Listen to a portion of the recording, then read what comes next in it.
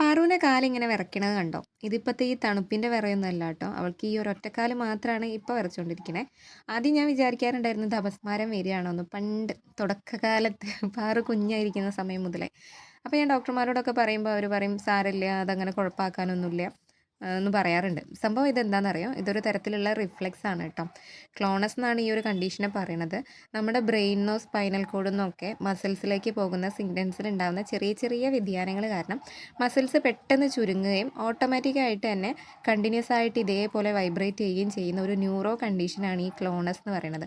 പറഞ്ഞിപ്പോൾ ഒരു കാലാണ് കേട്ടോ വിറച്ചുകൊണ്ടിരിക്കണേ. അപ്പോൾ ഇങ്ങനെ വിറയ്ക്കുന്ന സമയത്ത് ഞാൻ ആ പൊസിഷൻ ഒന്ന് മാറ്റി കൊടുത്താൽ അത് താനെ നിന്ന് പോയിക്കോളും. രണ്ട് കാലിനും അവൾക്ക് മാറി മാറി അധിക സമയത്തും ഉണ്ടാവാറുണ്ട് കേട്ടോ. ശരിക്കും ഇത് കയ്യിലും ഉണ്ടാവും ഇത്രേ. പാറൂന് അങ്ങനെ ഞാൻ കയ്യിൽ ഇതുവരെ കണ്ടിട്ടില്ല. അധികവും അവൾക്ക് കാലിന് തന്നെയാണ് ഉണ്ടാവാറ്.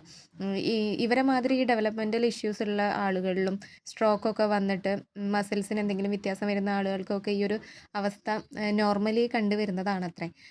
ഈ പാറുവിൻ്റെ കാലിങ്ങനെ വിറയ്ക്കണ കാണുമ്പോൾ എല്ലാവരും പറയും കുട്ടീൻ്റെ കാല് വിറയ്ക്കുന്നുണ്ട്, തണുത്തിട്ടാണ്, ഷോക്സ് ഇട്ട് കൊടുക്കണം, അങ്ങനെ ചെയ്യണം, ഇങ്ങനെ ചെയ്യണം എന്നങ്ങനെ ഒരു 10,000 അഭിപ്രായങ്ങൾ എനിക്ക് പറഞ്ഞു തരാനുണ്ടാവും കേട്ടോ. അപ്പോൾ എല്ലാവർക്കും ഉള്ളൊരു ഉത്തരമാണ് ഈ ഒരു വീഡിയോ.